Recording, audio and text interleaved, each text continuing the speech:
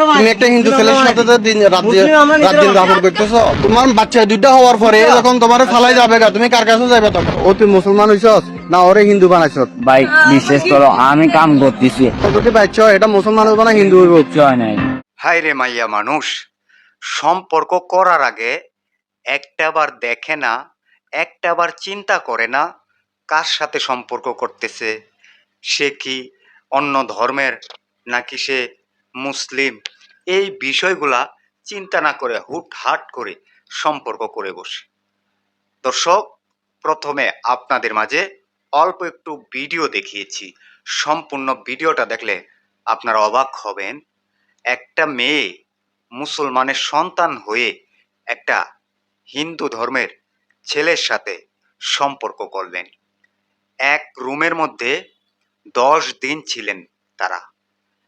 10 দিন সেখানে কি কি হয়েছে রুমের মধ্যে এটা অবশ্যই আপনারা ভালো জানেন।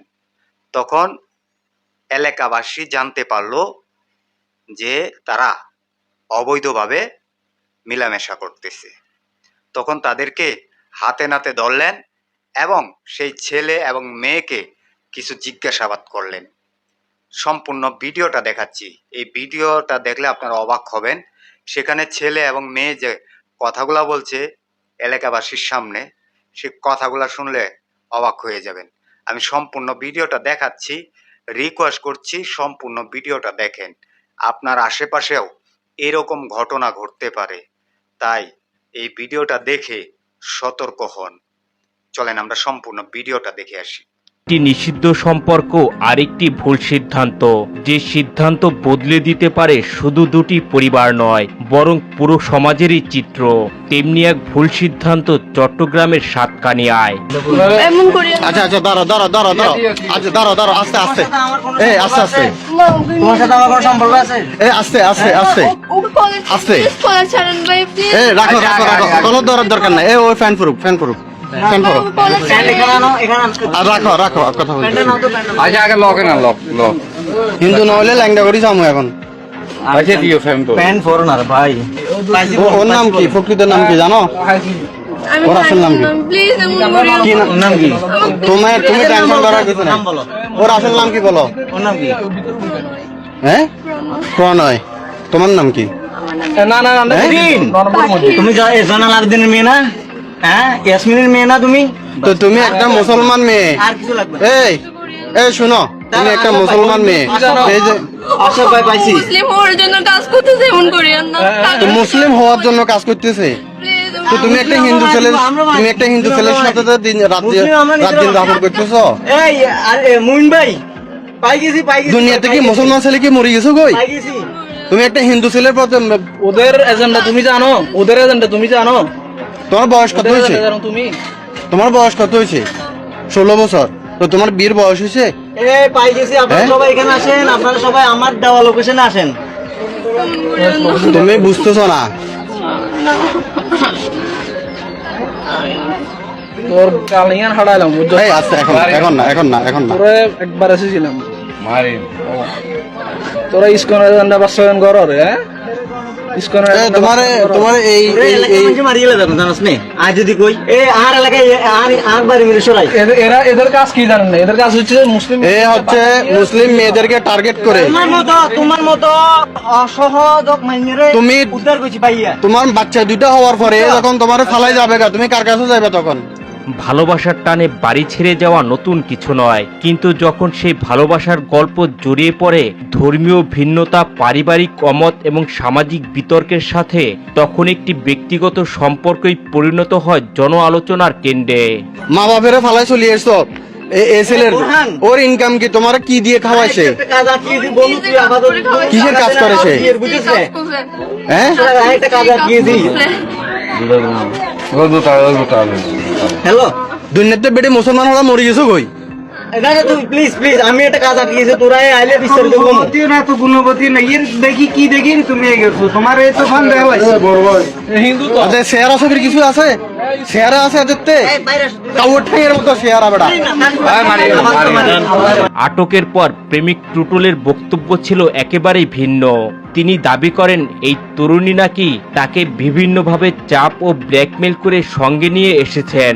কিন্তু টুটুলের এই বক্তব্যের তীব্র বিরোধিতা করেন তরুণী জুবাইদা আবিদিন ইরিন। করে নিয়ে আসছো বলো তো? ভাই আমি কিছু করি না, ও হ্যাঁ। আমাকে নিয়ে আসছে যে। ও নিয়ে আসছে? হ্যাঁ।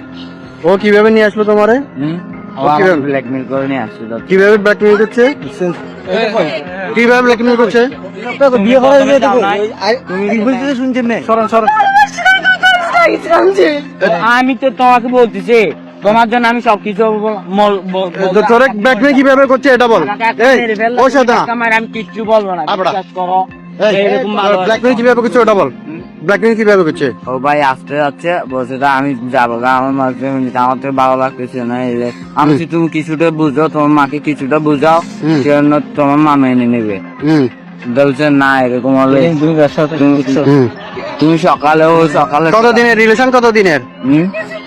একটু ধর না 1 বছরে। 1 বছর রিলেশন? 1 বছর হয়েছে।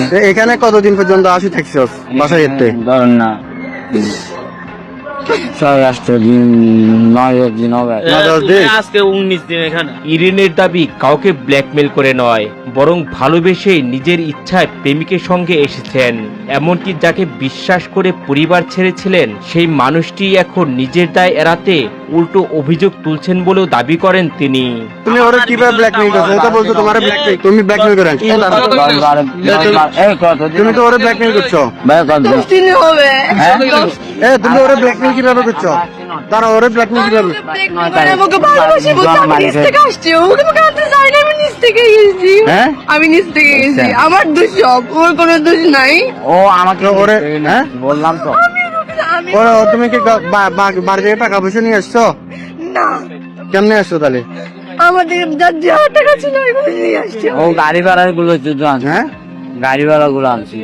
আমার কি তো তুই একটা অল্প বয়স, তোর বয়স কত? তোর বয়স? 19-20-21 হবে। আরে ভাই এক্স্যাক্টলি বয়স কত? তুই এক্স্যাক্টলি বয়স জানোস না? বয়স ভাই জানি না। তো এক বছর তুই দেখ, তুই তো বুঝস মেয়েটা তো বয়স নাকি? ও কোন ক্লাসে পড়ে?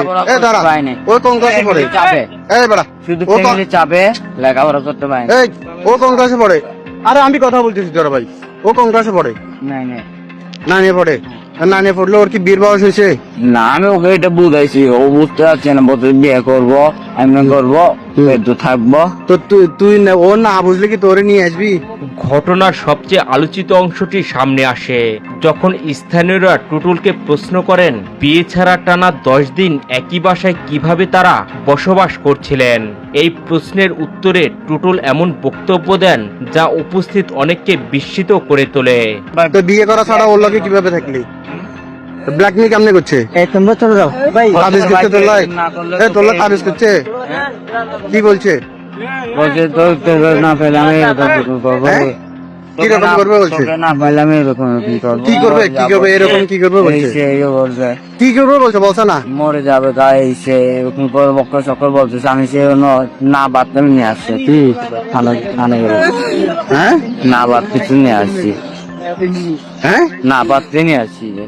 না পারতে নিয়ে তুই না আসে ওরে বিয়ে, ও তুই মুসলমান হইছস না ওরে হিন্দু বানাইছস? ভাই বিশ্বাস করো, আমি কাম করতেছি, হ্যাঁ। আমি এই সাথে কাজ করতেছি, হ্যাঁ। আমি কোনোদিন যেটা করি না আমি ওর জন্য সবকিছু করতেছি। আমি তো ওরে তুই নিজেও মুসলমান হইলি না, হেরো হিন্দু বানালি না, ওর সাথে তুই থাকছিস কেমনে? ও আমাকে বলছে তোর আর তোর আর আমার ধর্মে যাবে, আমি বলছি তোর ধর্মে যাওয়ার দরকার না, তোর মা বাপ কোনোদিন মেনে নেবে, আমার মামকে আমি কোনো মতো বুঝাই নিব, আমি তোর ধর্মে চলে যাবো, বলছি এরকম টাকা লাগবে। তিনি দাবি করেন যদিও তারা একই বাসায় ছিলেন তবে ইরিন খাটে ঘুমালেও তিনি খাটের নিচে ঘুমাতেন। তার এই বক্তব্যে উপস্থিত অনেকেই বিস্ময় প্রকাশ করেন, কারণ টানা 10 দিন একই বাসায় অবস্থান করেও কোনো ধরনের ঘনিষ্ঠ সম্পর্ক ছিল না এমন দাবি অনেকের কাছে বিশ্বাসযোগ্য মনে হয়নি। তো তুই তুই এটা ওর সাথে তো থাকতেছস, ওর সাথে জানা করতেছস, ওর মাকে আমি কল দিতে বলছিলাম, তারপর বুঝাবে কথা বলছিলাম, ও বলছে না আমার মা বাবা কিছু হবে সমস্যা। তো ও যদি প্রেগনেন্ট হয়, ও যদি বাচ্চা হয়, এটা মুসলমান হইব না হিন্দু হইব? কিচ্ছু হয় নাই, হ্যাঁ, আর এরকম কিচ্ছু হয় নাই। তো এমনি এমনি রাত্রে এমনি থাকস? আমি ভাই ও খাটের উপর থাকে, আমি নিচে থাকি, হ্যাঁ। ধরলে এখন তো দেখলাম তুই খাটেও নিচ্ছে, তুই খাটে ওতে খাটের সাথে ও বসে যেছিল ছিল মা। তো আমি ঘুমাই এক ঘরে বেড়া বাপ মাইয়ার থাকতে পারে না বেড়া, তুই হেতেরি লই তুই কিচ্ছু নকরি রইছ তে? কেউ কি পরিচিত নাই, নইলে আমার পরিচিত বাসায় গেছিলাম, ওকে নিয়ে গেছে গা, ধরে নিয়ে গেছে গা, আমি কিছু বলিনি, ও আবার চলে আসছে, আমি যেখানে নিয়ে আসছিলাম ও ওখানে আবার চলে আসছে। অন্যদিকে ইরিনের বক্তব্য ছিল সম্পূর্ণ ভিন্ন। তিনি জানান ভালোবাসার কারণেই তিনি পরিবারের কথা উপেক্ষা করে বাড়ি ছেড়েছিলেন, কিন্তু এখন তার প্রেমিকের বক্তব্য শুনে তিনি নিজেকে প্রতারিত মনে করছেন। এদিকে পুরো ঘটনাটি নিয়ে এলাকায় চলছে ব্যাপক আলোচনা। প্রেম, বিশ্বাস, পারিবারিক বন্ধন এবং সামাজিক মূল্যবোধ সবকিছু মিলিয়ে ঘটনাটি হয়ে উঠেছে এক আলোচনার কেন্দ্রবিন্দু। দর্শক, এই যে ভিডিওটা দেখেছেন, ছেলে মেয়ের কথাগুলা শুনেছেন, সেখানকার লোকজনদের কথাগুলাও শুনছেন, এই ঘটনার দায়ী দিবেন কাকে? বাবা মাকে নাকি এদেরকে? আমি মনে করি এই ঘটনার দায় হচ্ছে এদের বাবা মা, কারণ এদেরকে ছোটবেলা থেকে সঠিক শিক্ষা দেয় নাই, ছোটবেলা থেকে তাদেরকে শাসন করে নাই, এই জন্য আজকে এই অবস্থা। দর্শক, এদেরকে কি সাজা দেওয়া দরকার অবশ্যই কমেন্ট বক্সে সেটা কমেন্ট করে জানাবেন। ভিডিওটা সর্বোচ্চ পরিমাণ শেয়ার করবেন। সবাই ভালো থাকবেন, সুস্থ থাকবেন। পরবর্তী কোনো একটা ভিডিওতে আপনাদের সাথে দেখা হবে। আসসালামু আলাইকুম।